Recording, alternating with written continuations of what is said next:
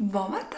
Je pouvais pas vraiment parler dans la chambre parce que Simon fait encore dodo puis je voulais pas le réveiller. Mais ce que vous devez savoir, c'est que aujourd'hui, c'est moi qui fais le vlog! Et c'est mercredi, ma journée de danse. Ce matin, je vais avec moi. Ça, je me lève un peu plus tôt que d'habitude. Mais j'avais une thématique spéciale pour vous. Êtes-vous prêts? Tambour? Merci de mettre ça aux effets spéciaux, mon amour. Roulement de tambour, la thématique, c'est mes meilleurs conseils pour avoir une vie saine et sereine. Suivez-moi! Ça part avec le conseil numéro 1. Première chose que je conseille pour avoir une vie douce, sereine et saine, c'est le réveil. Pour moi, le réveil est super important. J'en ai fait pendant 2 ans un rituel de matin, les réveils de reine, qui a été modifié légèrement à cause de... ça. Mais pour moi, le matin est super important. La façon qu'on commence la journée va déterminer le reste de la journée, j'en suis sûre. Pour moi, c'est un keystone habit. Puis même si t'as pas le temps de faire un rituel de yoga, de méditation, d'affirmation, peu importe, juste de ralentir le matin pour pas partir à la presse, pour moi, c'est super important. Fait que j'essaie toujours de mettre mon cadran largement plus tôt que ce que j'en aurais besoin pour pouvoir commencer ma journée, premièrement en restant un peu dans le lit. Puis c'est mon premier conseil. Par exemple, ce matin, je l'ai pas filmé, mais d'avoir des petits câlins amoureux, ça fait toujours du bien. Pour moi, prendre le temps de se réveiller en douceur, c'est vraiment un facteur de bien-être pour moi. Alors, ça, c'est mon premier conseil. Le deuxième conseil, c'est de bien s'alimenter. Après avoir eu la douceur du matin et de la matinée, bien manger, pour moi, c'est super important. C'est une priorité dans ma vie. Et ce matin, vu qu'on va danser, je peux pas me permettre un gruyot un peu plus lourd comme j'ai l'habitude de manger chaque matin. Ça va être un petit smoothie. Puis, je vous apporte avec mon smoothie.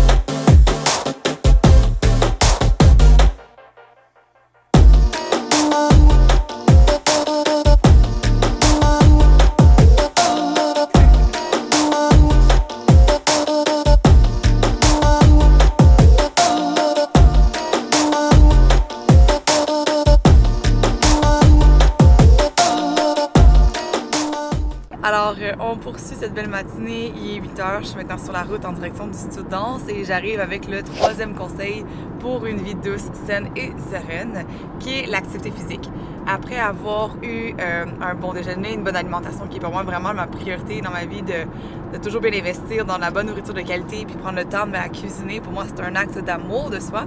Mais dans un deuxième temps, d'avoir une belle activité physique, c'est sûr que c'est peut-être plus facile pour moi vu que j'ai une tendance avec mon bac en kin, la kinésiologie au Québec qui est différent en France pour ceux qui nous écoutent de l'Europe, mais ici c'est vraiment un professionnel de la santé par les saines habitudes de vie et le comportement actif.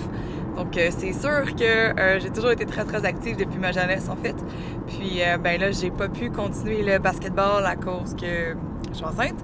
Et j'ai dû arrêter ma session de soccer cet été vers la fin parce que justement je commence à avoir plusieurs semaines de fête puis je voulais pas avoir de ballon dans le ventre, c'est là qu'il y a pas plus de risques, donc j'ai dû arrêter. Mais j'ai toujours été active donc au gym, toujours été fait de la musculation, j'ai toujours été marcher, courir quand je pouvais. Là, je peux plus vraiment, c'est plus l'idéal, mais aller faire un petit jogging, puis aller à la natation, tu vois, là, comme tous les mardis. Vu que mes activités physiques ont un peu changé, je vais à la natation les mardis pendant 1 heure pour juste aller nager, me faire du bien. Pour vrai, ça fait vraiment du bien. Si vous êtes enceinte, aller nager, c'est la vie. Puis j'enseigne les cours de danse le mercredi matin. J'essaie de faire du yoga le jeudi, puis rester sensiblement active là, 3 fois semaine, au moins 1 heure. Ça fait différent du télétravail où est-ce que je suis toujours assise.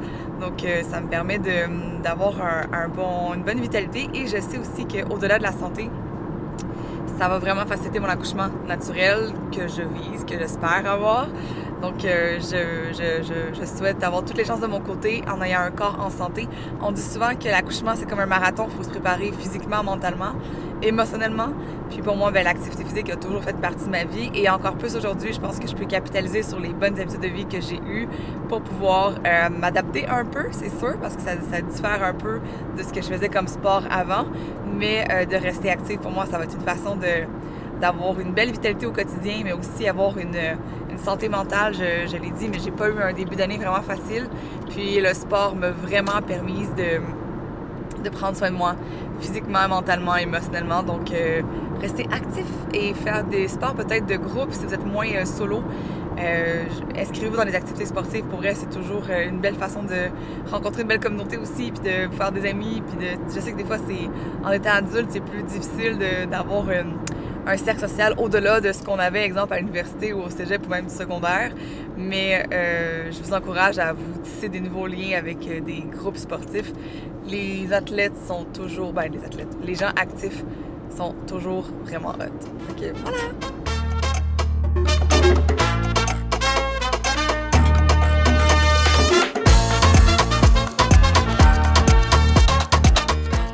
Alors, on est arrivé au studio, je suis prête, il est bientôt 9h, fait que j'ai le temps, juste avant que les filles arrivent, de vous filmer un petit bout de chorégraphie, de l'échauffement. Ouais. Sans de la baisse, en mode de qu'il a à faire. J'aimerais que les miens sortent tous de la galère. Je m'en fous, mais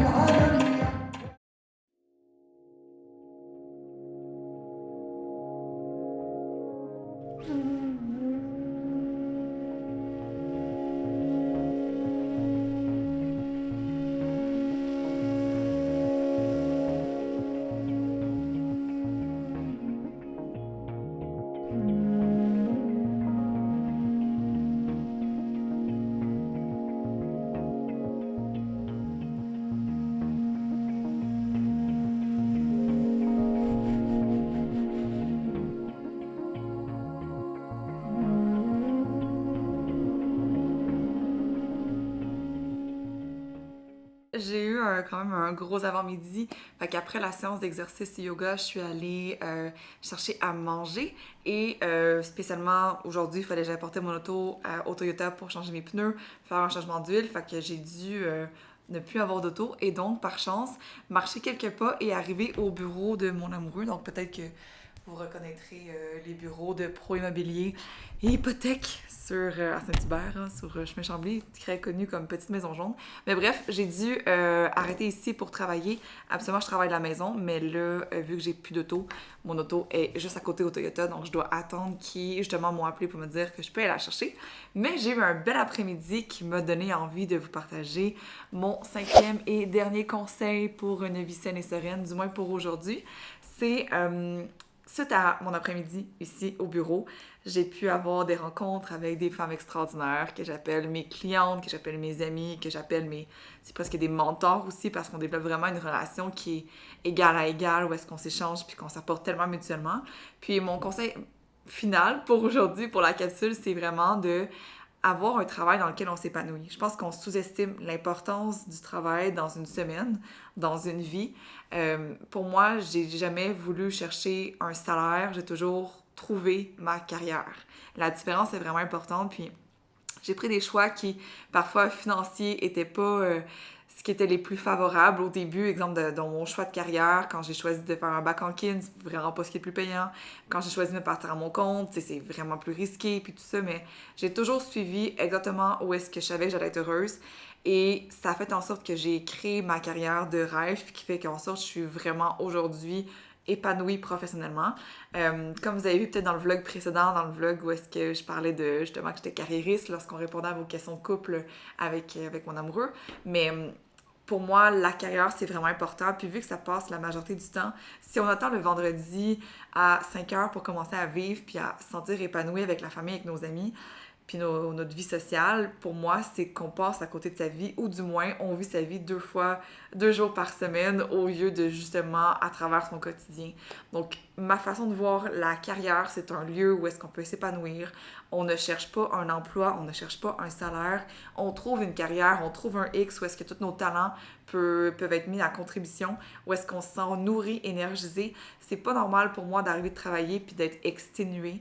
Si vous avez des trop grosses journées, des trop grosses tâches de travail, vous êtes épuisé, que ça vous demande trop, que c'est trop difficile, c'est peut-être que vous n'êtes pas sur votre X, que ce qui est demandé dépasse vos compétences ou votre champ d'expertise. Puis c'est juste une redirection. Fait que moi, quand je me sentais pas en place, je me suis laissée glisser pour aller chercher vraiment la zone qui est ma zone de génie, ma zone de compétences, de passion, qui est un peu le ikigai, là, si vous connaissez le concept japonais, de trouver un peu sa mission de vie ou sa vocation professionnelle.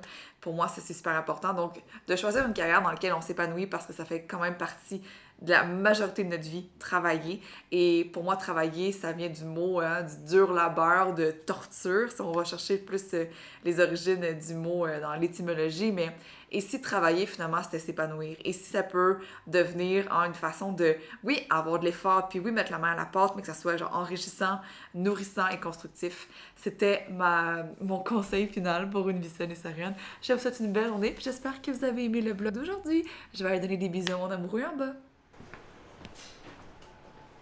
T'as hâte d'éditer mon vlog? Non. Ouais, j'ai hâte. Je pensais que tu l'aurais fait toi-même. Mais non. Non? Mais non, je te paye pour ça. Oh, ok, ouais. C'est sur vidéo, hein, tu m'as payé? Tu m'as... Oh my god, dis-le que tu dis nature avant la caméra. Tada! Ok, c'est correct. Est-ce que tu dis bye aux amis?